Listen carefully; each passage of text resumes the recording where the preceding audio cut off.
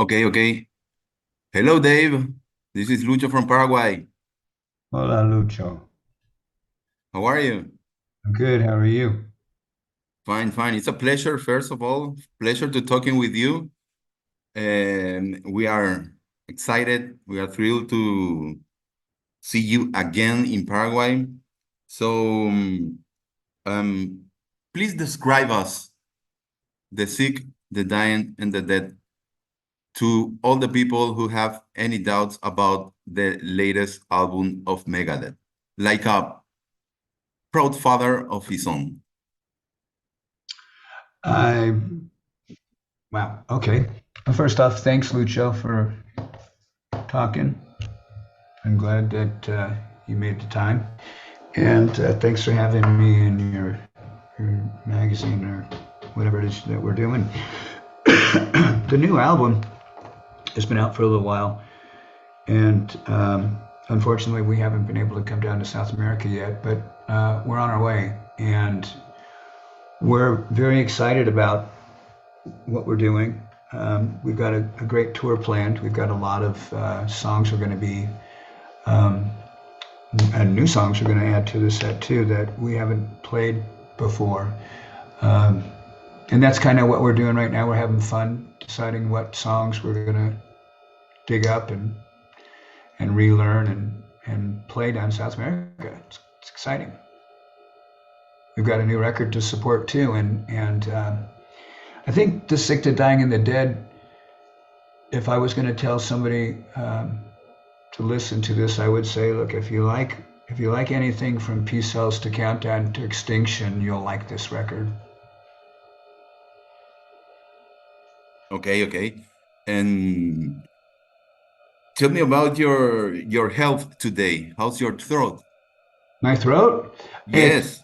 fine. It's okay. I was cleared from the cancer. I think it was in October of 22. I can't remember when it was. I can look it up and let you know. But it's been a little while since they gave me the all clear sign, and it's fine. I'm exercising. I mean, I still have the damage that was done. That'll never go away.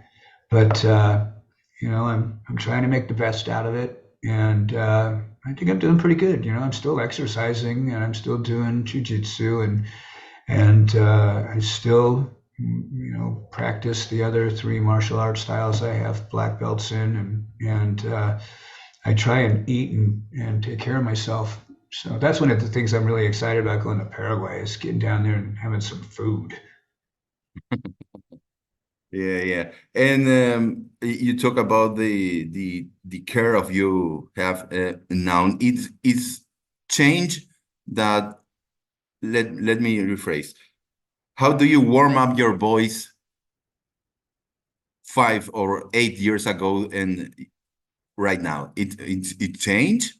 Yeah, yeah, it has because they had in 2012 my neck was operated on. I had a bone broken in my neck, and a piece of the bone had gone into my spinal cord, and I was in excruciating pain every day. So I finally had the surgery, and they screwed my neck together. So I have a plate in my neck and some screws right here on the left side of my throat, and it touches my vocal box. So it's made my voice different, and I can't change that.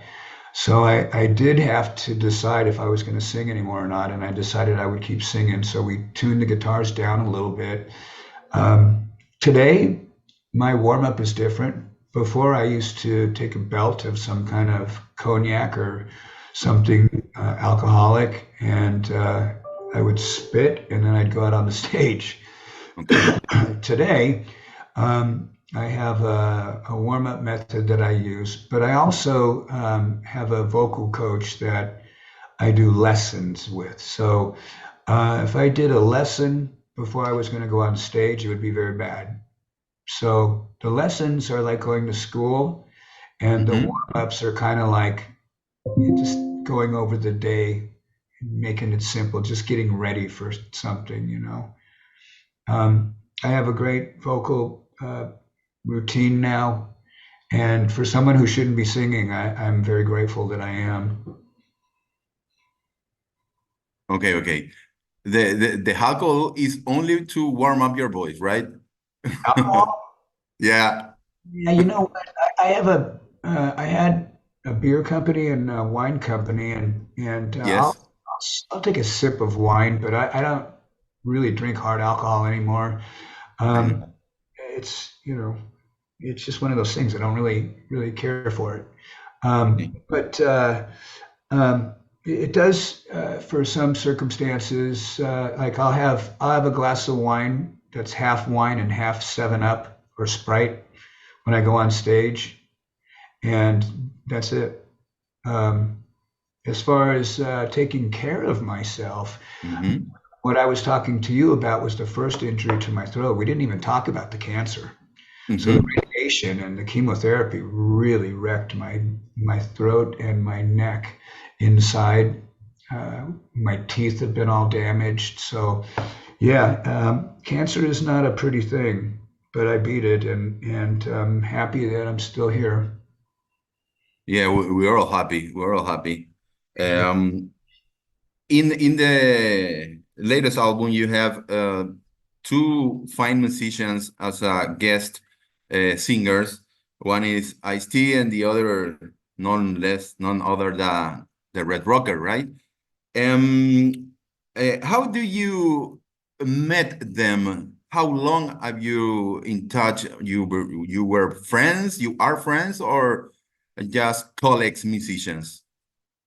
With which ones? With all of them, or? With yeah, yeah. First with Ice-T, and then with the Red Rocker. Right. Okay. So I knew of Sammy Hagar when I was a teenager, back when I was around 15 or 16 years old, and he was in Montrose.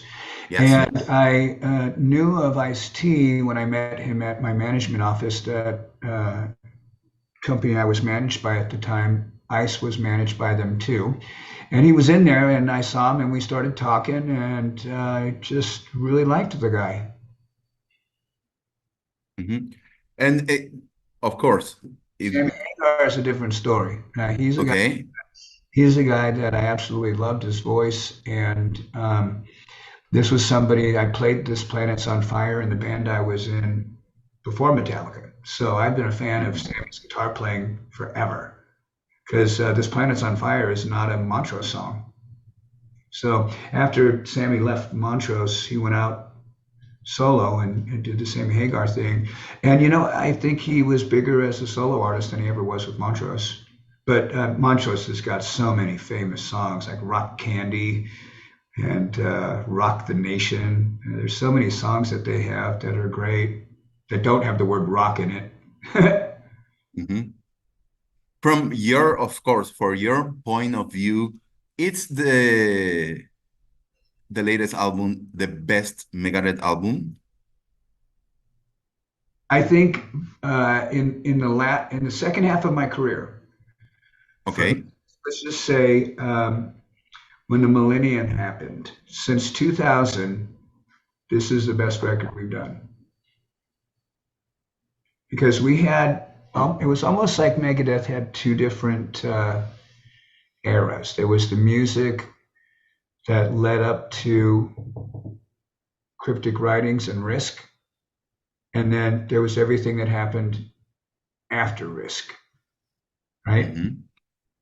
Risk was the for us, it was a manager we had really trying to make us be successful on radio, and I just did not enjoy myself. And you get up on stage and you're singing a song that you don't feel convicted. It bugs you. So after a little while, after Risk came out, we ended up firing that management company because in the beginning the guy made suggestions on Cryptic Writings. He had managed Foreigner. Foreigner was a huge band in America, and I thought, wow. Because he said, "Oh, I had a hand on writing every song except I Want to Know What Love Is," and I went, "Okay, good enough for me." First Foreigner album was one of my favorite records when I was surfing as a kid growing up. I loved that record. And then the second record, Cryptic Writing Schema was super successful. This guy didn't have his name on anything. And then for Risk, he wanted to do it again because he was still managing us. But this time, he needed to have his name everywhere. That's why this guy's name, Bud Prager, is on Risk. And that's why Risk is really the worst record of the Megadeth collection. It's got good songs on it. If I would have put that out and called it the Dave Mustaine Project, it would have been great. But fans were expecting something different. Okay. And then how is a day in the life of Dave Mustaine when he's on the road, on tour? Busy. Get up at 6, breakfast by 8, into the gym by 10, back, clean up, pack up, leave by 2, sound check at 3, meet and greet at 5, dinner at 6, warm up at 7, and then concerts usually right after that. Then after the concert, we have another meet and greet, and then we go to the bus. Okay, and directly to the hotel or dinner?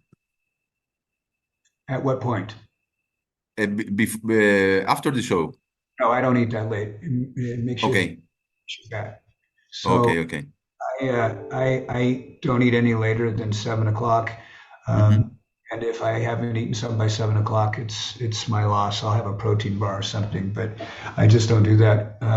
I have been a martial artist since I was 12, and I know my body. Okay. And you say something in the beginning how about what keeps you going in this music business in metal in your band, because it's a lifestyle, but also it's a job, right? Yes, it's both. Yeah, and what keeps you going in life to do that? Well, Lucho, it's probably because I don't look at it like a job. Okay. You know, to me, Hmm. it's passion. It's the more, and it's just the way it makes me feel. I feel happy, and when I make you happy, I feel great. And I can see people out there slamming or moshing or doing whatever they do.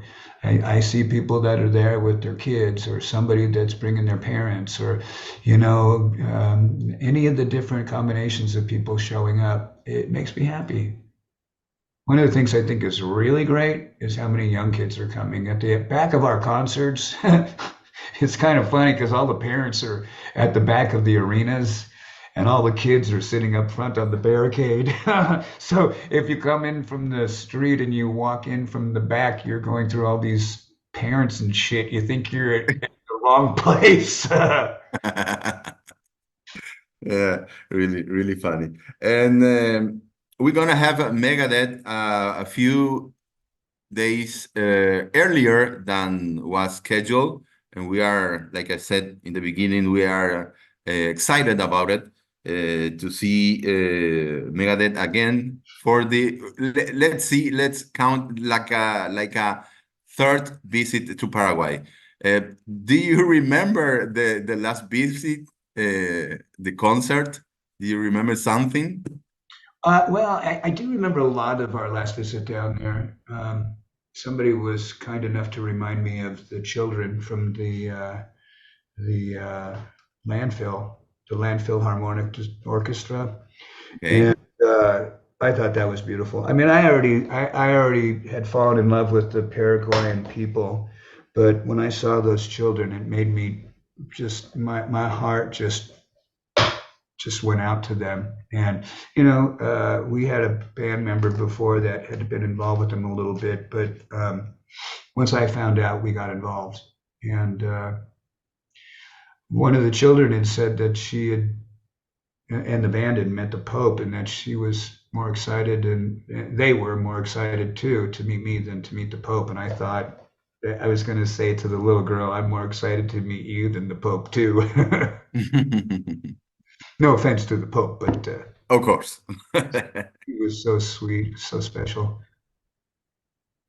And what can expect the Paraguayan audience in this Crash the World Tour 2024?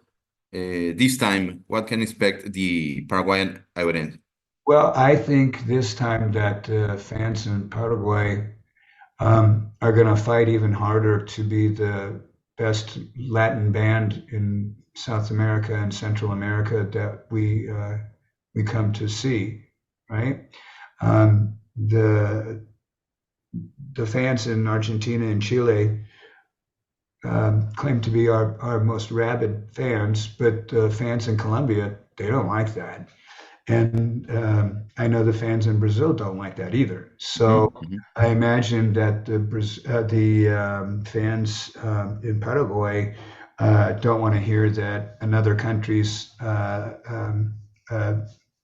bigger fan for Megadeth than they are. So I have a feeling it's going to be a very, very passionate night and that people are going to remember this for a very long time. Okay, and one time I hear about your one of the or your main influence about music or guitar playing is or was or is mejor, Robert Johnson, right? Right. How is how he influenced in your particularly way of playing guitar? Well, see, that's just it. I don't play anything like him. I don't know any of his Hmm. songs, but I have a profound respect for him. I've heard his songs, Crossroads. There's so many other guitar players that cite Robert Johnson, but I think it's kind of the way that he just made the guitar. The sounds that came out of it were soulful. They were so painful sounding, and just it sounded like the guitar was just crying its heart out. And that's what the blues are. You're playing sad songs. Somebody died, somebody left, somebody's sick, you know, somebody's in jail, and people are singing about hardship. Now, a lot of that was part of the black people in America, the culture that they had. They sang songs and they would sing about the hardships that they had, which I'm so grateful for them taking what they were going through, their struggle, and that there was an instrument that could capture what I think a lot of the pain they were going through felt like. Because when you're listening to a really good blues player, man, he could play like two notes and be better than Ingve, you know. But I'm not talking about somebody like BB King. I'm talking about somebody that's like Muddy Waters, somebody that's Hmm. really the really dark blues. Okay, And I love yes. that. I love that.